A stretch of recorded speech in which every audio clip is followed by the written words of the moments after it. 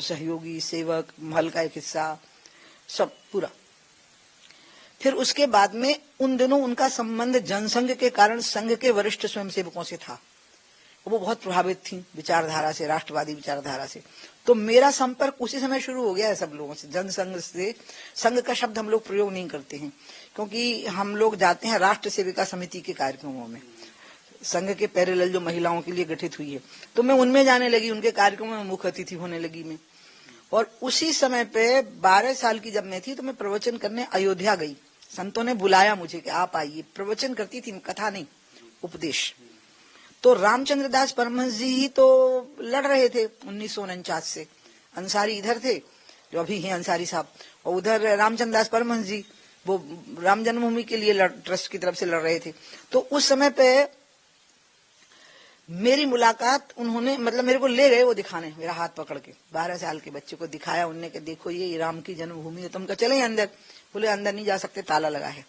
क्यों लगा है बाबा ताला? क्योंकि वो तो मेरे से 50 साल बड़े थे। तो वो मुझे कहने लगे कि बेटा ऐसे ऐसे हो गया था। तो फिर मैंने कहा तो बहुत बुरा हुआ था, अब तब मैं 12 साल की थी। तो बस उसका मन पे गहरा असर पड़ा। फिर सबसे मेरा होते ही गया संपर्क, बढ़ते ही गया। मैं विदेश गई तब भी मैं इनके लिए समय देती रही। संडे रिजर्व हो गया था मेरा कि इनका कोई भी संगठन मेरा समय मांगेगा, वीएचपी या कोई भी, तो मैं समय दे दूंगी। फिर भारत में भी समय देने लगी। तो स्वाभाविक जब ताला खोलो आंदोलन शुरू हुआ तो मुझे बुला लिया, और मेरा पहला भाषण कुल पहाड़ में हुआ कि ताला खोलना पड़ेगा। ताला खुल गया तो वो बाबरी मस्जिद में एक्शन कमेटी बन गई। वो लोग बोले हम नमाज पढ़ेंगे वहां पर। तो जैसे ही नमाज पढ़ने की बात आई तो फिर एक दूसरी चीज शुरू हो गई कि तो फिर हम जामा मस्जिद में हनुमान चालीसा पढ़ेंगे दिल्ली में। बस फिर वो टकराव की स्थितियां शुरू हो गई। ये बड़ी अजीब बात है, लोग संन्यास लेने के बाद राजनीति नहीं करते, बल्कि राजनीति छोड़ के संन्यास ले लेते हैं। मैं उल्टा कर रही थी। मैं राजनीति में थी, दूसरे टर्म की मेंबर ऑफ पार्लियामेंट थी, और मैंने संन्यास दीक्षा ली। 32 साल की थी मैं उस समय पे, 52 में। उसके पहले ही एक कार सेवा हो चुकी थी 91 को। तब मैं पहली बार सिर मुड़वा के बांदा की जेल से भाग गई थी और अयोध्या पहुंच गई थी। और जिस जत्थे पे सबसे ज्यादा गोलियां चली हैं और लाठी चार्ज हुआ है वो दिन था 2 नवंबर का, जब बहुत हिंसा हुई है। और उसके पहले का एक दिन था देवोत्थान एकादशी का, वो था 31 अक्टूबर 90। तब भी मैं सांसद थी। तब अशोक जी सिंगल घायल हो गए थे, वासुदेव हलवाई को गोली मार के गिरा दिया गया था, वासुदेव अग्रवाल को, और 2-3 कार सेवक मारे गए थे।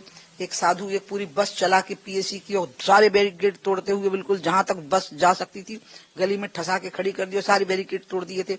हजारों की संख्या में उस समय भी कार सेवक आगे बढ़ गए थे। तब तक मैं बांदा की जेल में ही थी। बांदा की जेल को वीआईपी का दर्जा दे दिया गया था, रेस्ट हाउस को वीआईपी जेल का, लेकिन 50,000 कार सेवक वहां जमा थे।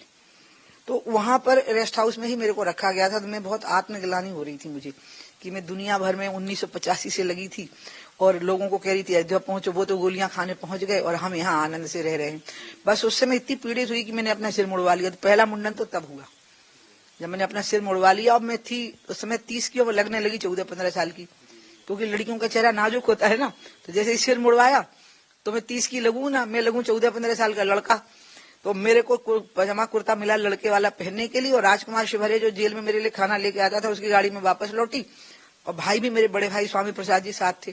तो संतरियों ने पूछा कि ये कौन है, तो उन्होंने बताया मेरा छोटा भाई है। अगर आप ये वीडियो YouTube पर देख रहे हैं तो हमारे चैनल को सब्सक्राइब करें और बेल आइकन को दबाना ना भूलें। अगर आप Facebook पर ये वीडियो देख रहे हैं तो हमारे पेज को लाइक करें।